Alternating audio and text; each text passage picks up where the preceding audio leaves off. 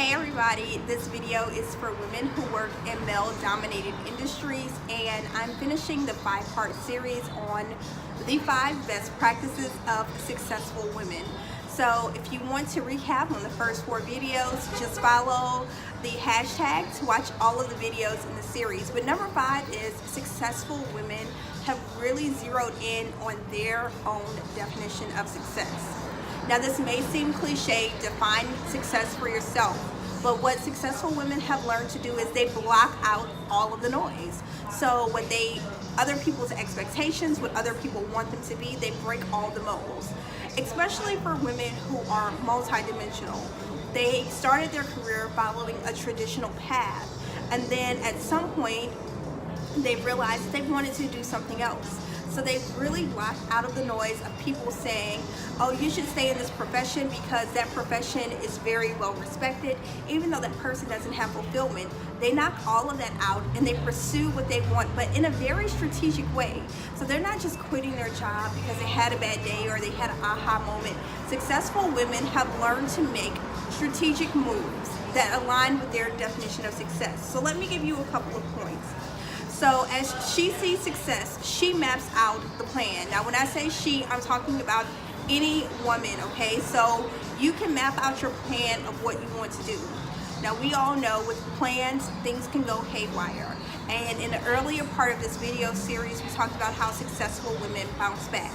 So when you map out that plan of success, what that looks like for you, don't be so attached to the path that you forget where your destination is, okay? Because that's what successful women do. They adjust and they pivot on their way to achieving their goal. The next thing is she's unapologetic in her pursuit of excellence. So there are so many people who get caught up into apologizing to others for not following their expectation or what society says is the right path. Successful women have really gotten to the point where when they know what they want to do, they pursue it and they don't apologize and they don't over justify and they don't have to explain it to everyone else. When they see what they want, they pursue that full force ahead. And then again, back to what I mentioned earlier in this video series, having that strong network, you know, that core 5 people. Jim Rohn says you are the sum of the 5 people you spend the most time with. I totally believe that. You are the sum of the 5 people you spend the most time with. So reevaluate your circle, because as you're pursuing your definition of success, you're gonna have to put the blinders on again and stay focused on that goal. So with that, understand that power comes with responsibility, okay? So as you're pursuing your definition of success and you're achieving that success and you have power, use that power in a way that's going to benefit the greater society, okay? That doesn't mean that you have to do a nonprofit or you have to volunteer, but in all of the business decisions, be wise in what you're doing and make sure that, you know, you're paying attention to what's around you, because we are citizens of this world and we can all see with the reports every day. It is all of our collective responsibility to be good citizens of the planet.